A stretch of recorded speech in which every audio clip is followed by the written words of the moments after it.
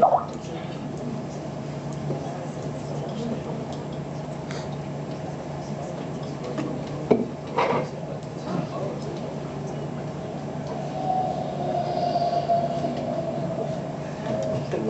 que tu nous entends? Oui. Parfait. Ben, je pense que la parole est à toi. Bon, ben, bonsoir tout le monde. Merci de m'accueillir en des paramètres technologiques peut-être agaçants pour vous surtout. Moi, je suis ravie d'avoir pu vous écouter d'ici. Merci. À toutes les autres raisons, malheureusement, Yves-Marie, j'ai entendu la moitié, il y a comme une moitié où il y avait une distorsion. Je sais pas si c'est ton accent, il y avait plus de distorsion. Mais, voilà. Le mandat qui m'est attribué, si je comprends bien, est un peu plus... j'ai entendu énormément d'excellentes idées. Si je comprends bien, le mandat qu'on me donne est plus de décrire ce qui se passe sur le terrain. Je vais essayer de faire le mieux possible et de le mettre en relation avec ce qui vous a été offert comme réflexion. Mais moi aussi, je tripe sur les explorations intello. Ça se peut que je m'égare un peu. Je vous vois pas, ce que je trouve un peu difficile, mais si vous voulez faire des sons, des fois, allô? Ça va aussi.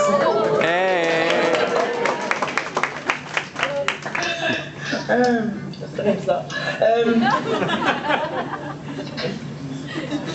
Or donc, ben, je pensais commencer sous un esprit de, au niveau des mobilisations assez récentes. Là, je ne vous ferai pas, il y aura d'autres ateliers, je crois, au cours de la semaine qui feront une historique un peu plus détendue sur l'histoire des luttes écologistes au Québec. Pour ce qui est des mobilisations sur les hydrocarbures, le dossier comme tel n'est pas très vieux non plus au Québec. Il y a eu des forages, des ça, mais vraiment une intensification, une volonté d'intensification, c'est assez récent.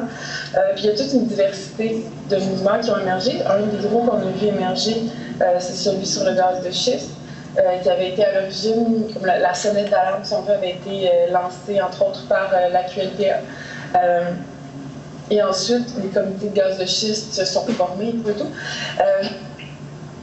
Mais ce que je voulais nommer, en fait, c'est la diversité. Il y a une très, très grande diversité à différents égards. Ce que je vais faire, en fait, c'est très bizarre de parler de machine, c'est offrir des idées, des perspectives que moi j'ai qui vont, j'espère, nourrir vos réflexions. Je n'ai pas une typologie totale et exacte que je défendrai bec et ongle, mais je vous les offre de bon cœur dans vos explorations. Je travaille très fort à essayer de tisser des alliances, et ce n'est pas toujours difficile, toujours facile. C'est souvent, ça prend beaucoup d'humour et de persistance. Fait que je vous prépare des défis auxquels je me frotte.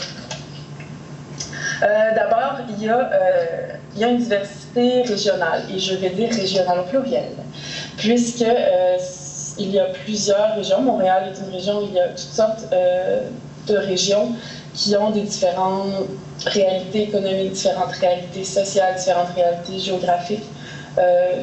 Comme vous voyez, je reste sur le territoire du Québec.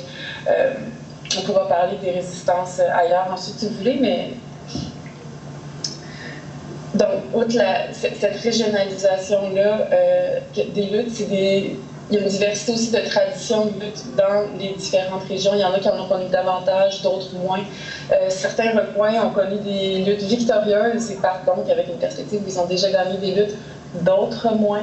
Fait que ça fait bref toute une diversité. Les réalités économiques aussi, les réalités dans un contexte d'austérité où les régions ont été très fragilisées, certaines par des historiques extractivistes. Je pense à la Gaspésie, par exemple, qui a une histoire extractiviste. Même chose sur la Côte-Nord, par exemple, où on a une forme d'extraction, dans ces deux régions, une extraction du poisson. Ensuite, des forêts, ensuite de l'énergie, des minerais. Bref, il n'y a pas une économie, pour ce qui est de l'économie des colons, puisque il y aura une autre soirée sur les perspectives décoloniales. Il y a les économies autochtones qui, évidemment, avaient une toute autre relation aux écosystèmes qu'ils habitent. Mais depuis la colonisation, c'est des régions qui ont connu surtout des perspectives d'extractivisme, donc très fragiles. Très, très fragiles et habituées de se faire promettre une autre manne suite à la prochaine vague d'extraction. Suis-je claire? Oui! OK.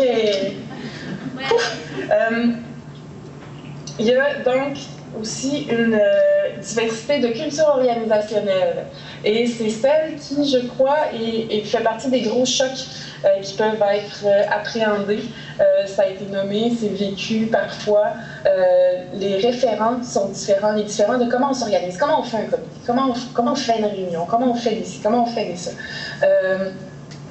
Il y a une diversité, donc dans selon si c'est des comités locaux, des comités régionaux, mais aussi des référents que les gens ont pour s'organiser, les différentes expériences qu'ils ont eues dans leur vie. Souvent sont habitués à des cultures très hiérarchiques, donc vont les reproduire à une autre échelle, puis avec un peu plus sympathique, mais quand même, c'est ça la base de la structure, puisque c'est ce qui est le référent connu. Après ça, c'est de voir comment on navigue avec ça, comment on s'arrime avec des réalités comme ça. Il y a aussi différentes natures, si on veut, de groupes. Il y a les groupes. Là, c'est un peu étrange dans le sens où peu importe si c'est un enjeu environnemental ou pas, qu'il y a les perspectives qui sont effectivement évidemment plus être écologistes. On a tellement démonisé les écologistes dans les médias que les groupes d'emblée, les gens sur le terrain vont dire non, moi je suis pas écologiste, je suis citoyen. Parce qu'écologiste, c'est comme insultant. Ce qui crée toutes sortes de situations qui est en train de se résorber un petit peu comme phénomène. Il y a des dialogues qui se font, puis en tant que personne qui est active au sein du réseau québécois des groupes écologistes, je trouvais ça dommage qu'on ne collabore pas parce qu'ils ne s'identifient pas comme ça. Mais bon, on y reviendra. Il y a des groupes qui sont plutôt artistiques, qui ne sont pas nécessairement enracinés dans un territoire. Les organisations, même, je ne sais pas si on peut parler d'organisation, une espèce de convergence, je ne sais pas trop, plus événementielle, ou des trucs comme l'élan global, mettons, qui ont une grande portée médiatique, mais qui n'ont pas nécessairement un enracinement dans les comités de citoyens, dans le site où ils vont avoir des liens très forts avec certaines organisations, moins avec d'autres. Mais qui ont une très, très grande portée au niveau du discours, à la fois dans le grand public, mais aussi les gens, après ça, vont s'approprier ce discours-là comme étant le discours qui est possible d'avoir une portée avec. Ce qui amène à l'idée aussi que les référents culturels, les références politiques sont...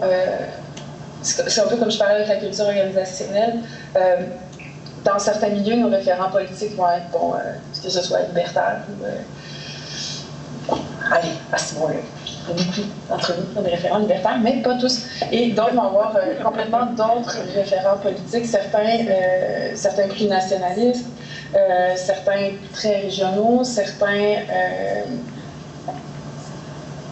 du monde syndicaliste. Bref, c'est difficile des fois d'échanger dans des référents qui ne sont pas du tout communs. Des fois même pas mutuellement exclusifs, mais les gens vont connaître vraiment beaucoup le leur et très peu les référents des autres. Très peu la relation que les gens connaissent les référents des autres.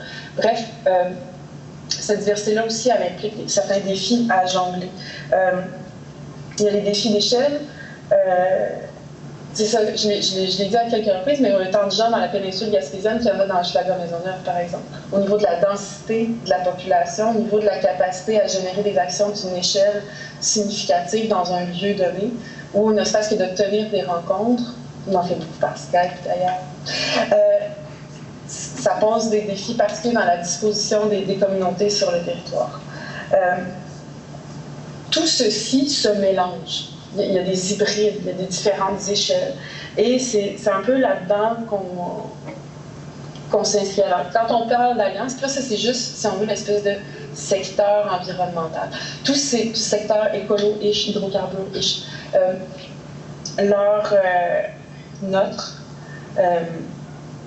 cette composition-là, chaque truc, chaque particularité a des forces, a des points à venir, mais a effectivement des forces d'enracinement, par exemple. Des fois, il y a des gens avec qui on va ressentir moins de résonance au niveau du discours, mais on doit reconnaître qu'ils ont un enracinement très fort dans les communautés dont ils émanent. Ça pose des défis particuliers de voir comment on fait avec ça.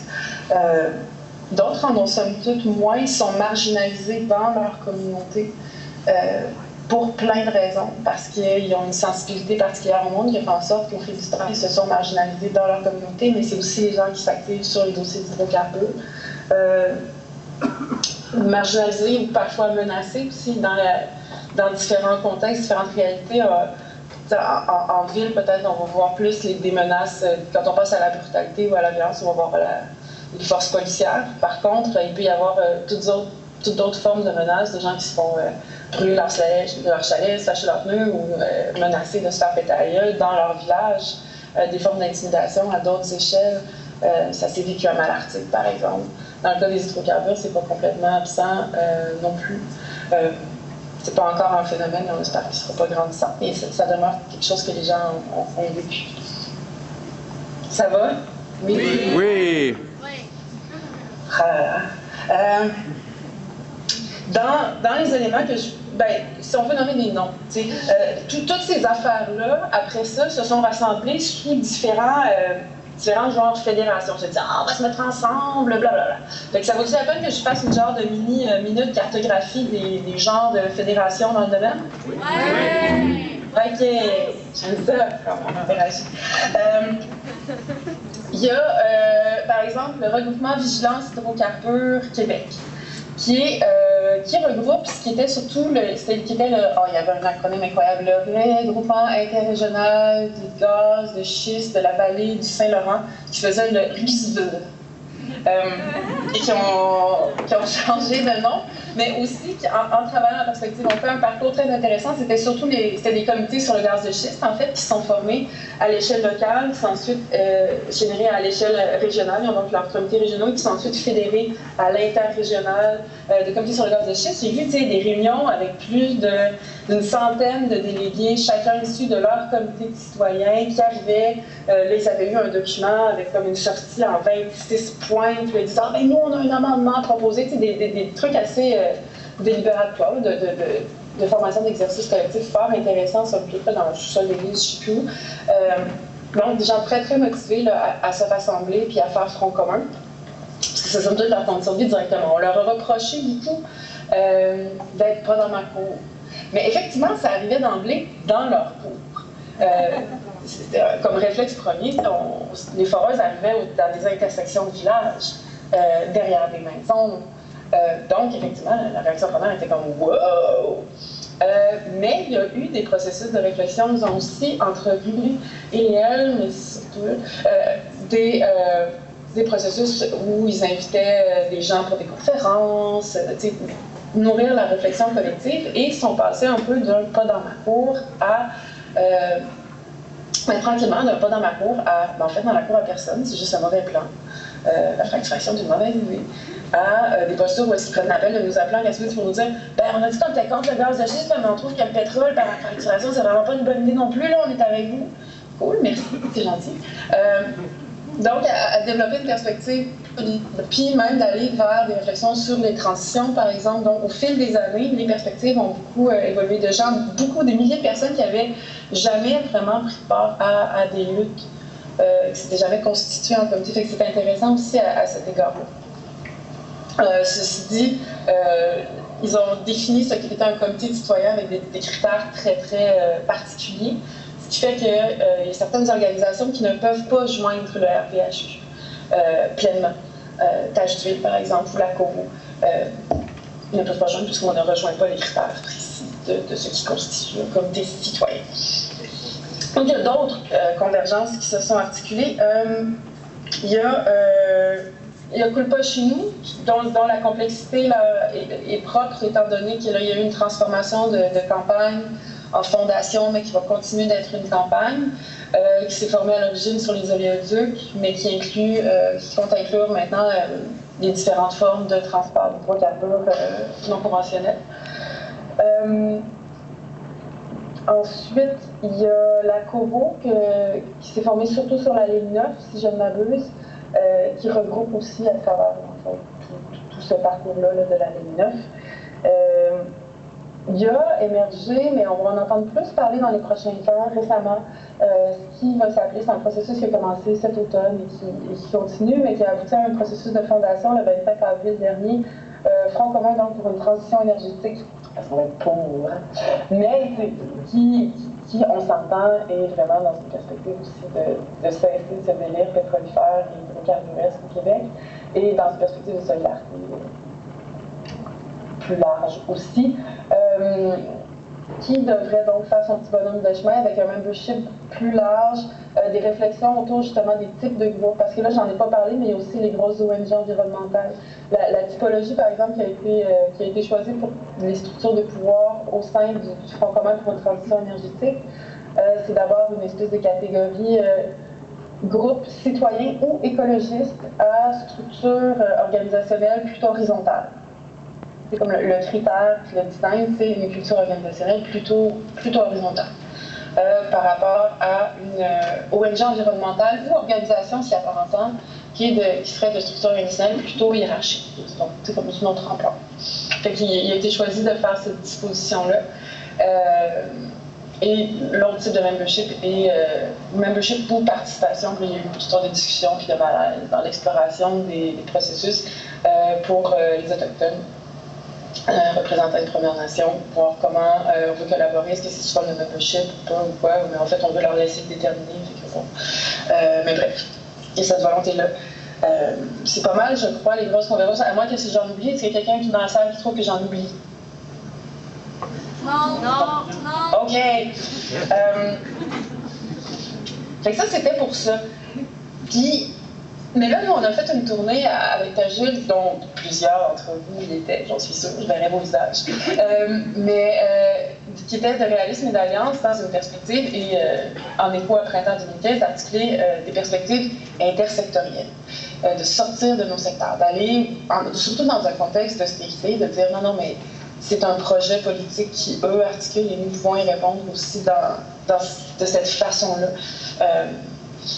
Pas nécessairement, peut-être on n'est pas au point d'articuler un projet socio-politique unitaire, mais au moins de considérer comme une dimension systémique et d'explorer ça dans le fond avec les gens et de faire des luttes communes des adresses.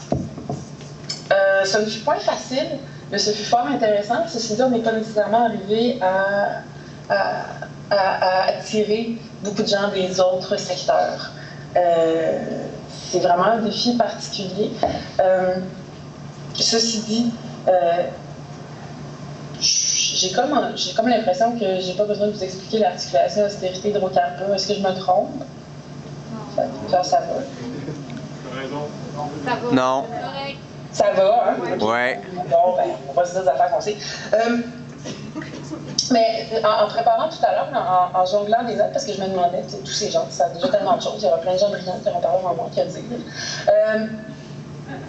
Outre vous offrir un espèce de panorama plus factuel, ou si vous avez des questions, je pourrais préciser, c'est dur d'avoir un senti.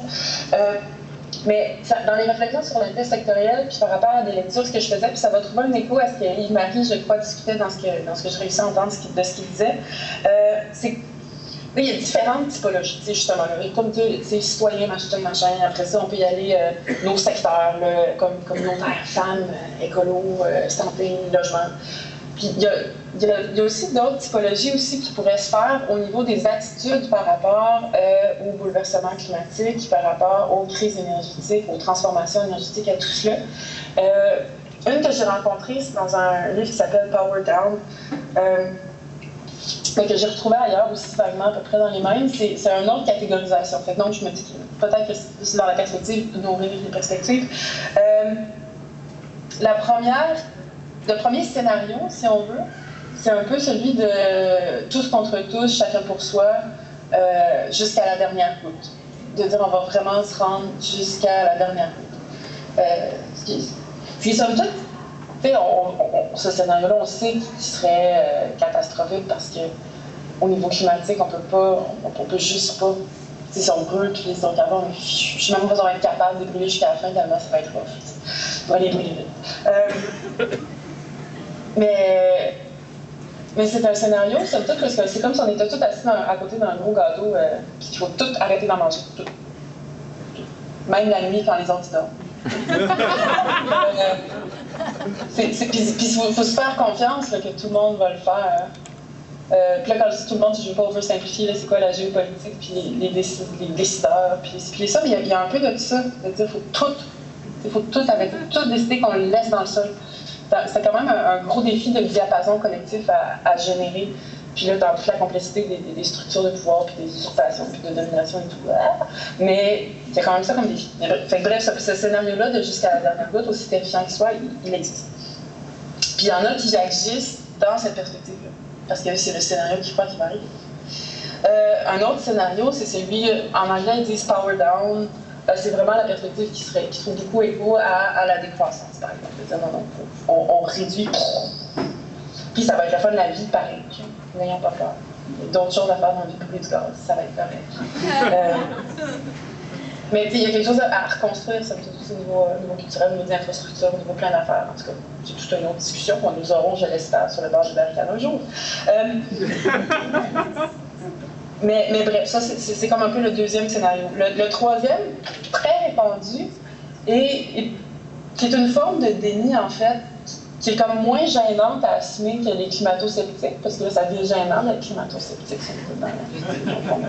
ça paraît. C'est celui des solutions d'un élixir magique là, qui va arriver, comme « Ah, on a juste à faire du pétrole avec des algues », ou on a juste à faire des chars à l'eau, il y a plein de petites solutions qui peuvent effectivement participer de quelque chose. Mais c'est cette idée-là d'un élixir magique, et il y en a qui sont plus trash, de pitcher, je sais pas trop quel minerai dans le ciel, puis de se dire qu'avec ça, ça va cacher le soleil, il va faire moins chaud, ça va être correct. Il y en a qui avaient pitché des affaires dans l'océan, dans le Pacifique, pour essayer de refléter. Le genre de truc qui peut vraiment nous mettre dans la merde. Fait que, mais il y a quand même une part d'espoir qui se situe dans la perspective d'avoir des solutions technologiques. C'est surtout ça l'esprit de ce scénario-là. C'est que ça va être correct, on est capable d'aller sur la Lune, on va sûrement se trouver de quoi. Genre, ça va être correct. Le quatrième scénario se situe plus dans les bateaux de sauvetage, de se construire des arches. Une bulle très très dure, on a des gros trucs au-dessus, puis que le climat va changer autour de nous, mais on va être correct.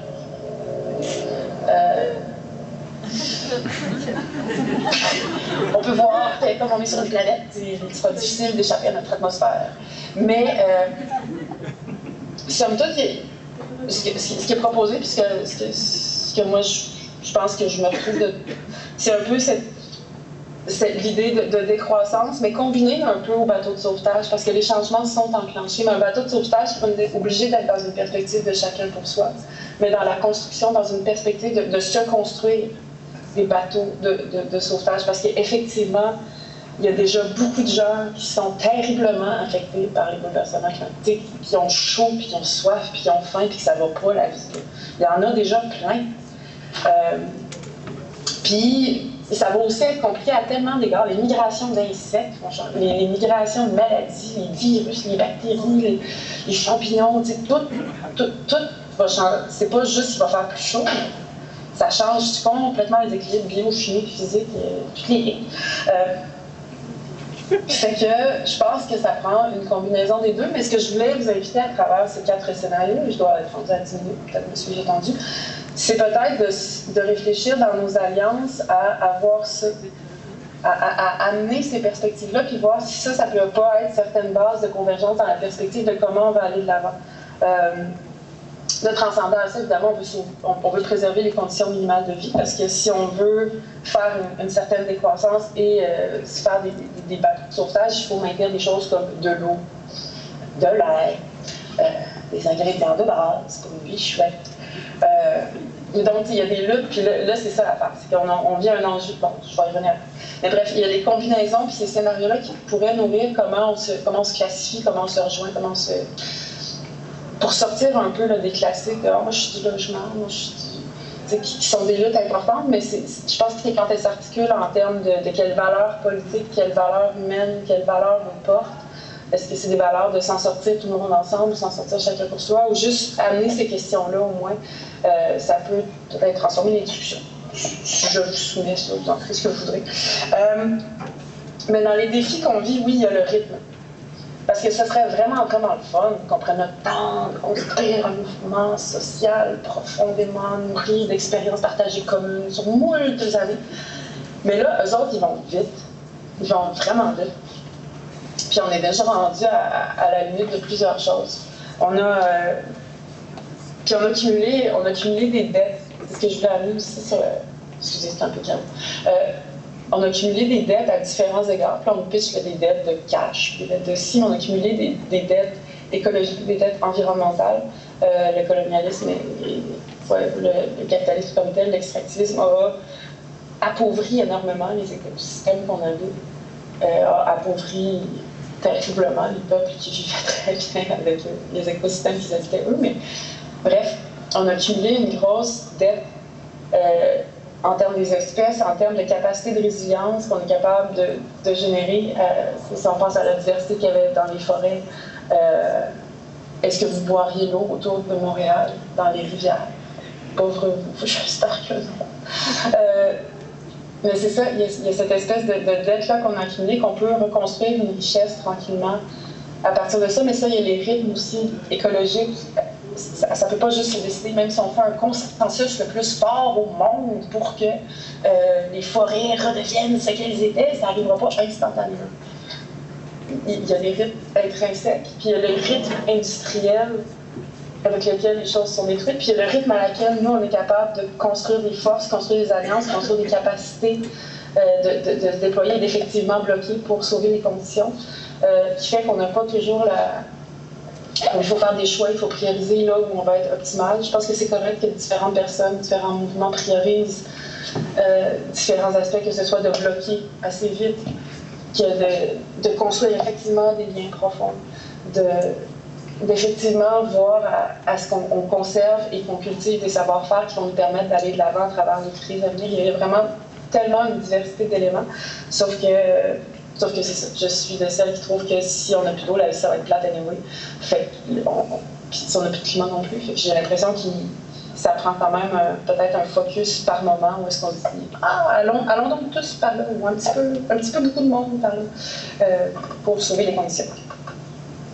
Les enjeux de rythme. Donc, dans les défis, ça va toujours? Oui. Oui. OK. J'ai fini? Je ne sais plus, j'ai pas regardé l'heure au début. Ben, ouais. C'est intéressant, mais Il faut finir, c'est tout. ça fait 27 J'ai pas entendu. Oui, t'as dépassé ton temps. Mais l'assemblée est intéressante à continuer à... Continue. C'est correct, pareil. OK, mais Ouais. Encore. OK, mais je vais faire une conclusion quand même. Non. OK, merci. Je pense que dans les défis, des choses qu'on a à combattre, on va avoir beaucoup de trucs à se déconstruire par rapport à nous-mêmes. Dans l'adaptation, il y a comme des mues. Il y a comme des moments où on mue, puis là, quand on mue, c'est pas le fun, notre peau est comme trop petite, là, faut tirer, là. C'est très, très, très exigeant sur les personnes qui y participent, parce que c'est des défis multiples, humains, pressants, existentiels. Dans des défis de ce qu'on a à construire, il faut combattre les vertiges que les gens vivent effectivement et qu'on vit effectivement. Quelle époque de fou, tu sais! Quelle époque incroyable! Je ne sais pas si vous lisez la science-fiction, mais c'est cette époque-là. À bien des égards, là, les espèces de pires scénarios de ce qui est écrit il y a longtemps, c'est ce qui se matérialise maintenant. Puis là, on ne peut pas être catastrophique. Ça fait peur. Et la peur paralyse. On ne peut pas rouler juste sur la peur. Fait qu'on a le défi d'être réaliste dans la mesure où c'est pas en s'inventant du farfelu qu'on va effectivement arriver à intervenir sur le cours des choses, mais le cours des choses est vraiment dur.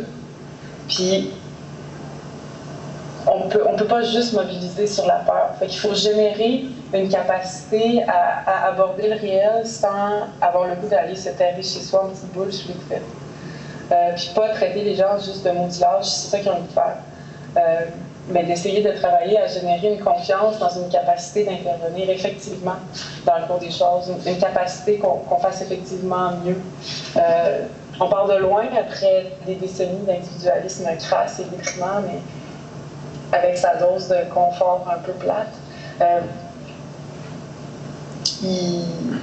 Il demeure encore, en tout cas ici, pour beaucoup de gens, plus facile encore de rester dans ce confort un peu plate que d'affronter le réel. Ce ne sera pas toujours le cas. Je pense qu'on a intérêt à générer qu'il soit plus fascinant d'interagir effectivement avec le réel, aussi trash soit-il. puis d'accueillir les vulnérabilités et les difficultés que tout le monde vit à travers ça. C'est des luttes qui vont probablement être longues et très difficiles, mais c'est ça, célébrons les victoires qu'on arrive à atteindre, puis soutenons-nous là-dedans, puis belle phrase inspirante de la fin. Non, j'en ai pas, mais je suis vraiment contente que vous soyez là, puis que ça ait vu. Moi, ça me fait plaisir dans mon cœur. Voilà.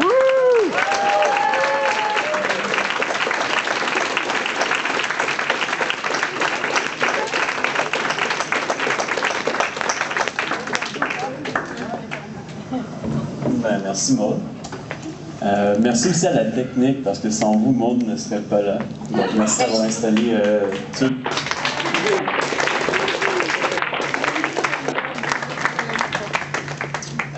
Autrement, je ne sais pas si vous êtes prêts et prêtes pour une période de questions ou si vous voulez prendre une petite pause. Comment? Mettons qu'on lancera des questions maintenant, ça vous tenterait-tu? Ouais. Bon, lançons des questions. Moi, je vais volontiers céder mon micro à quiconque voudra poser des questions.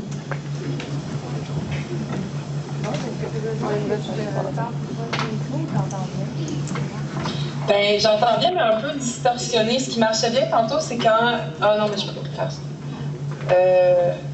Mais si je te parle comme ça, mettons, on va prendre les questions. J'entends bien, j'entends bien. Parfait, fait que je vais te faire je vais te le dire comme ça. Yes. Pas de problème, pas de problème. Oui, ma question sera encore peut-être un peu plus d'ordre théorique et intello. Est-ce qu'il y aurait une adéquation à faire entre le capitalisme et la logique genre de la croissance et du genre essentialiste, parce qu'ils seront encore parmi la plupart des tendants qui disent que non, le capitalisme peut être vert, ça peut être durable, on peut genre faire un capitalisme qui soit écologiquement correct. Est-ce que c'est possible dans son fonctionnement interne du système capitaliste qu'il ne soit pas pour une croissance et donc vers une ruine probable de l'homme? Est-ce que je te redis la question? Non, c'est correct, merci. Parfait.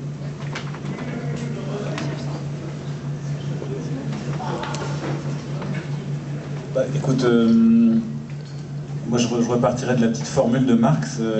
Enfin, peut-être d'abord dire la croissance, c'est fondamentalement, qu'est-ce qui justifie la croissance? C'est la valorisation du capital et son accumulation. Donc, alors on nous fait passer la croissance comme un impératif pour que nos sociétés aillent bien. Fondamentalement, ça vient de là. Comment se fait-il que cette croissance qui est donc qui relève de l'impératif capitaliste, qui est fondamentalement une préoccupation de marchand. C'est le marchand qui a intérêt à ce qu'on produise toujours plus de marchandises et qu'on les vende. Comment se fait-il que ça soit devenu notre problème? Ça, il faut repartir au début du capitalisme avec l'accumulation primitive, comme disait Marx, le fait que les moyens d'existence de la grande majorité des humains ont été concentrés, monopolisés, donc par une minorité. À partir de ce moment-là, pour bouffer, comment est-ce qu'on fait? Il faut acheter des marchandises. Comment est-ce que j'achète de la marchandise? Il faut que j'ai de l'argent. Cet argent, comment je vais l'avoir? En vendant ma force de travail à ces capitalistes. Donc là, c'est pour ça qu'on est pris là-dedans. Donc ça, c'est pour faire le lien entre croissance et capitalisme.